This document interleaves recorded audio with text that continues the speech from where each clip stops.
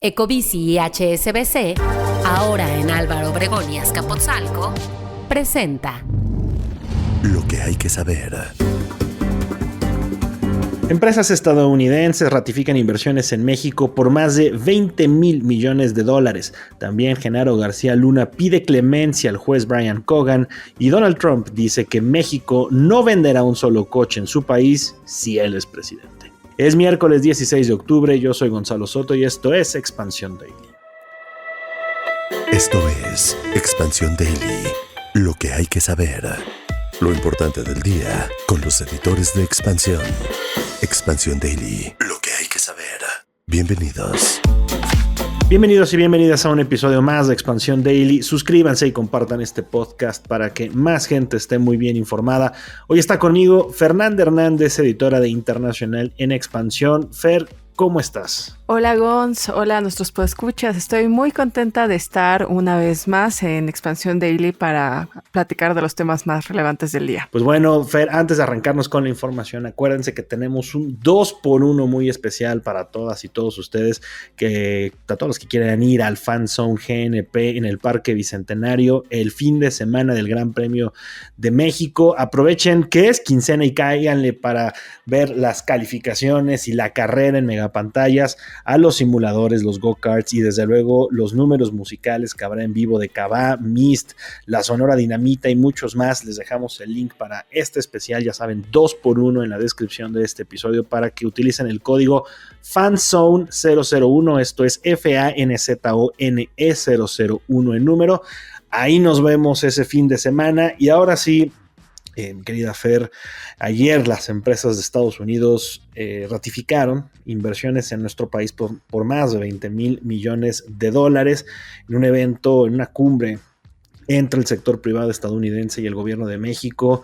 El secretario de Economía, Marcelo Ebrard, informó que estas compañías anunciaron ante la presidenta de México, Claudia Sheinbaum, estas inversiones para 2025. Claro, entre estas inversiones que se confirmaron después del CEO Dialogue es que México Pacific va a hacer un proyecto de gas natural licuado en el norte del país, unos proyectos de esto por 15,000 millones de dólares. Uh-huh. Otro es el de la empresa de cruceros Royal Caribbean por 1,500 millones de dólares para un desarrollo turístico en Mahahual, en Quintana Roo. Uh-huh. Igual también está algo que ya había anunciado Amazon con anterioridad, que es una inversión por 6,000 millones de dólares para fortalecer su red y capacidad digital en México. Además de que se mencionó la asociación de Pemex con Woodside Energy para el proyecto Trion en aguas profundas con una inversión de 10,400 millones de dólares. Mucha lana la que se está, entre comillas, ratificando. Como dices, gran parte de estas inversiones ya eran conocidas y bueno, lo que sí es que Marcelo Ebrard echó a volar, digamos, las campanas por esta confirmación de la inversión para 2025, el primer año completo de la administración de Claudia Sheinbaum, quien desde la campaña y a lo largo de todo el proceso de transición ha dicho o ha hecho del nearshoring o de la llegada de inversiones adicionales a nuestro país uno de los ejes del crecimiento económico para México. Y bueno, también Ebrard resaltó que la parte más importante en los mensajes de la presidenta Claudia Sheinbaum fue dar certidumbre de que las inversiones en nuestro país están seguras. Esto, mi querida Fer, porque pues hay todavía nervios alrededor de la reforma judicial y bueno, aprovecharon este evento para decirle a los empresarios estadounidenses, todo cool, no hay ninguna bronca aquí después de lo que vimos de la tómbola el fin de semana, que si los jueces, que si los magistrados van a elección popular, ustedes tranquilos, sigan trayendo lana. Sí, incluso de eso trató mucho la conferencia matutina de la presidenta Claudia Sheinbaum, quien comentó que en este encuentro iba a plantear que la reforma al Poder Judicial en realidad fortalece el Estado de Derecho en México, por lo que las inversiones que se anunciaran iban a estar seguras en el país y pues que lo escuchen de la presidencia, ¿no? Incluso el secretario de Economía informó que se hizo un documento en inglés para informar sobre la reforma judicial y que se le iba a entregar a los CEOs y a los representantes del gobierno de Estados Unidos que vinieron a esta cumbre, pero bueno. Interesante será ver ese documento en inglés para ver cómo está planteando el gobierno mexicano una reforma que, insisto, lo platicamos aquí el lunes con Mariel, también recalcamos un poquito del tema ayer, también en este Daily con Pati Tapia, alrededor de pues, las dudas, las interrogantes que hay en este proceso de sorteo de las posiciones en el Poder Judicial. En fin, cambiando de tema y yéndonos a Estados Unidos, hoy Genaro García Luna acudirá a la corte de Brooklyn en Nueva York, donde conocerá por fin la decisión del juez Brian Cogan sobre su sentencia. La fiscalía pide que se le otorgue cadena perpetua, mientras que la defensa del exfuncionario ha pedido que quede en solo 20 años. Bueno, unas horas antes de su sentencia, el secretario de Seguridad Pública durante el gobierno de Felipe Calderón Hinojosa pidió a este juez que tenga clemencia y en una carta le expresó que nunca ha sido una amenaza o un riesgo para la comunidad y que sus valores, convicciones, conducta e historia de vida no tienen ningún registro criminal. Y en una parte de la carta, textualmente, voy a citarlo, dice: "Su señoría, con el más profundo de mis sentimientos, le solicito respetuosamente me permita regresar lo antes posible con mi familia y reincorporarme a la entrañable sociedad a la cual respeto y pertenezco". Muy difícil que Genaro García Luna obtenga la clemencia que está pidiendo por parte del juez Cogan. Recordemos que Genaro García Luna fue hallado culpable de los cargos que se le imputan desde febrero del año pasado, pero será hasta ahora que este polémico exfuncionario reciba la sentencia.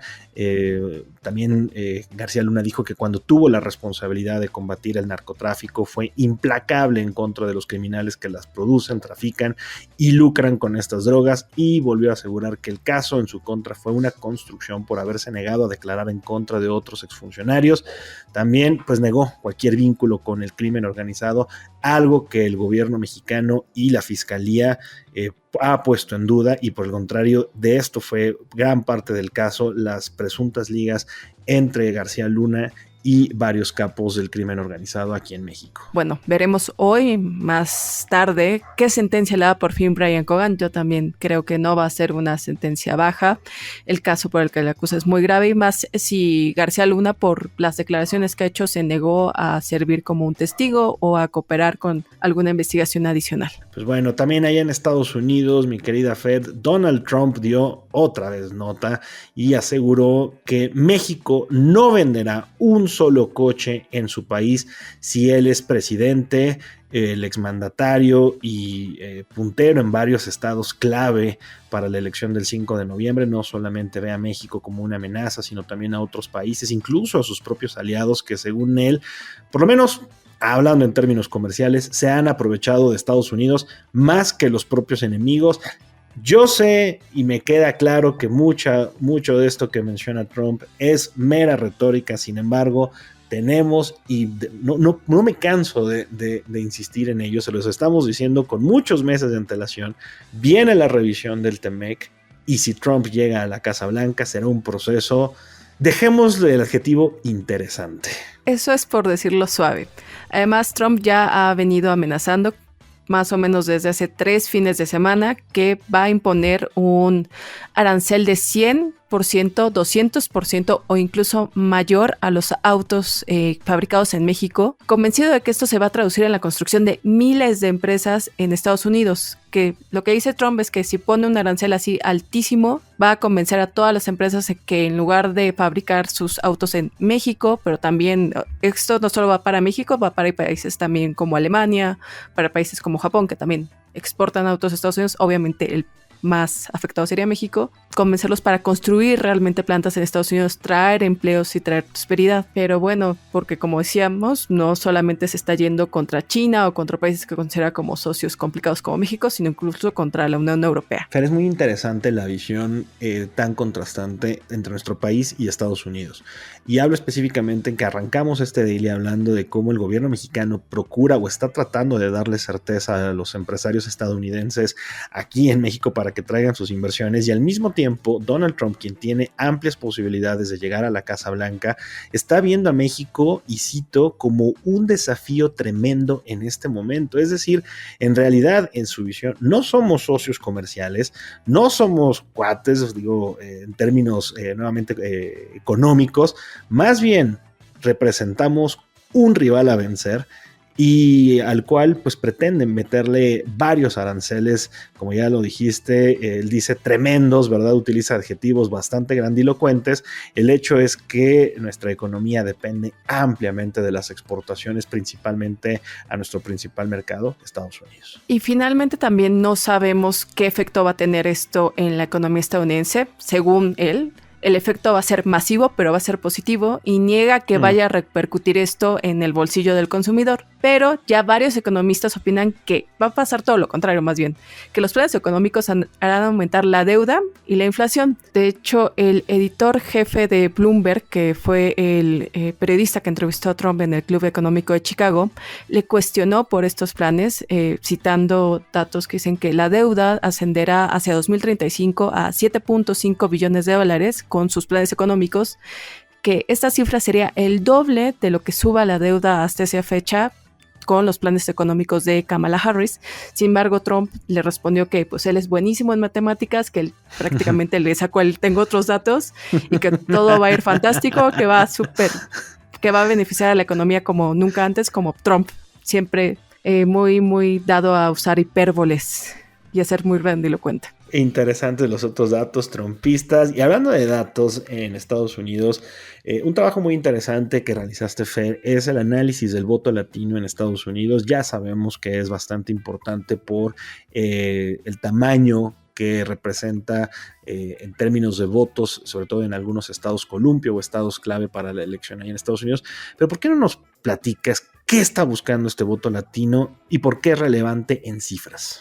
Bueno, de acuerdo con el Pew Research Institute, se estima que 36.2 millones de latinos en Estados Unidos son elegibles para votar este año, en comparación con los 32.3 millones que eran elegibles en 2020. Esto representa un 50% del crecimiento total de votantes elegibles durante todo ese tiempo. Además, los latinos ya representan el 14.7% de los votantes elegibles en esta elección. En 2000, para también dimensionar, los latinos representaban el 7.3% de los votantes en Estados Unidos. Es un segmento de la población en Estados Unidos y de los votantes que está creciendo de una manera acelerada. En el último ciclo, un grupo creció un poquito más, que son los asiáticos, pero en proporción aún son mucho menor que lo que representan los latinos. Además, son votantes bastante jóvenes en comparación con la media estadounidense. Y en varios estados clave, en 2 por lo menos, en Nevada y en Arizona, son poblaciones de más del 20%. Y bueno, estos estados clave, estos estados columpio,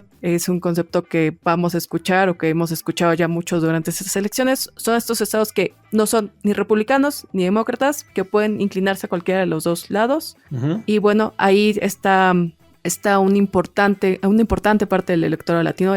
Ahí tienen un peso muy grande los latinos. Y por cierto, según las encuestas, en esos dos estados, quien va encabezando es Donald Trump. Justo porque el 85% de los votantes latinos registrados aseguran que la economía es el más importante entre los 10 temas incluidos en esta encuesta del Pew Research Center, que se levantó entre el 26 de agosto y el 2 de septiembre.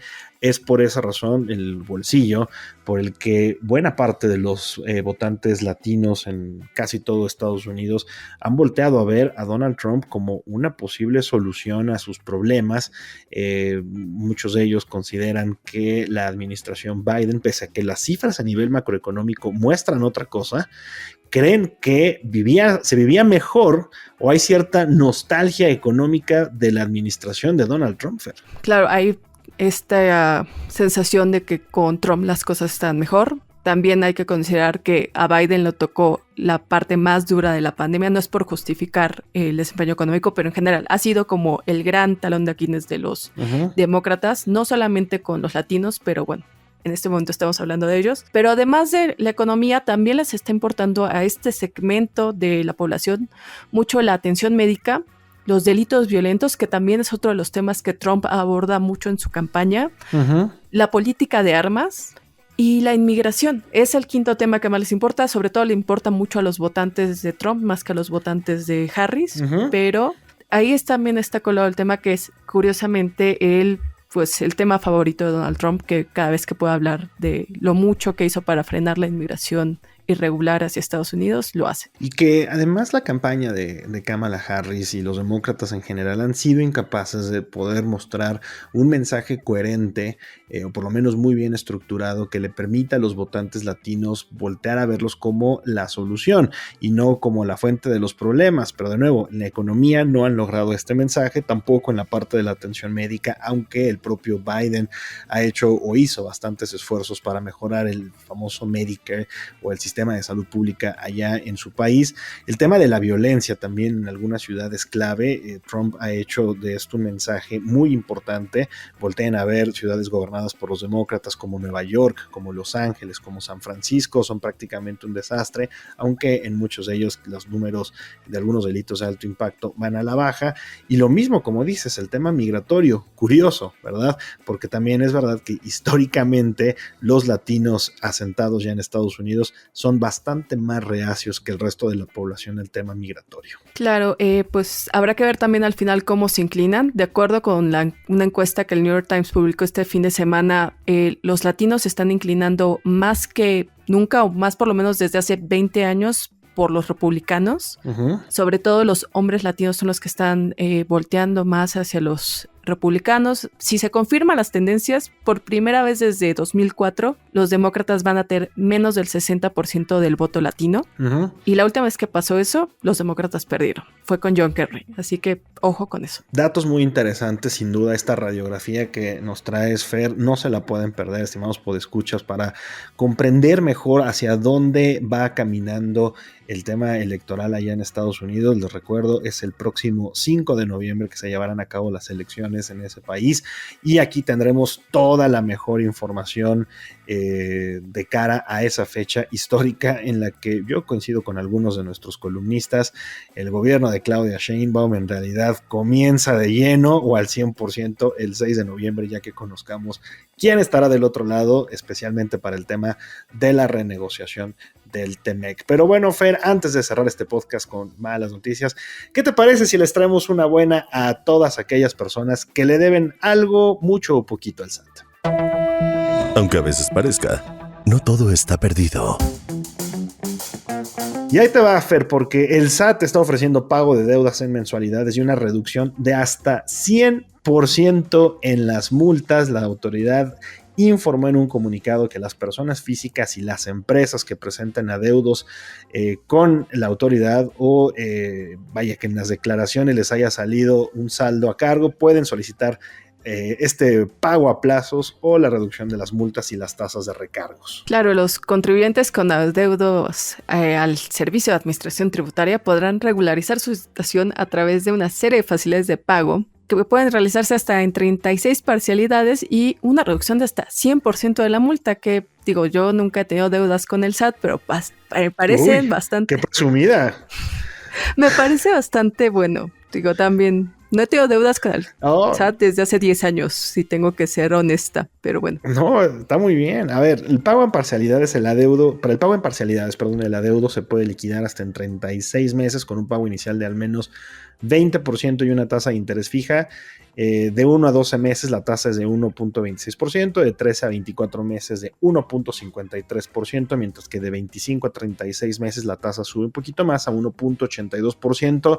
El pago diferido, se necesita un pago inicial de al menos 20%. El contribuyente además puede elegir cuándo quiere liquidar el resto del adeudo en una sola exhibición en un plazo no mayor a 12 meses.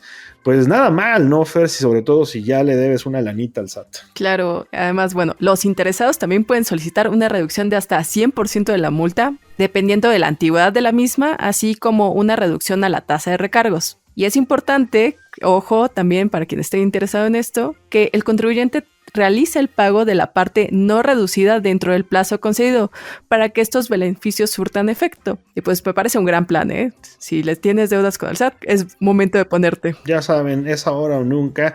Y bueno, hoy queremos preguntarles también si ustedes están al día en sus pagos con el SAT o son de los que van a aprovechar estas mensualidades y reducción en las multas. Los leemos en la cajita de comentarios de Spotify y en YouTube. Bueno, Fer, ya con esto llegamos al cierre de este episodio. Muchas gracias por habernos acompañado. Muchas gracias por invitarme, Gonzalo, y les recuerdo a los podescuchas que toda la información sobre estos y otros temas están disponibles en expansión.mx. Y ya saben, leemos sus comentarios en las redes sociales de Expansión, todas @expansiónmx. Nos escuchamos mañana.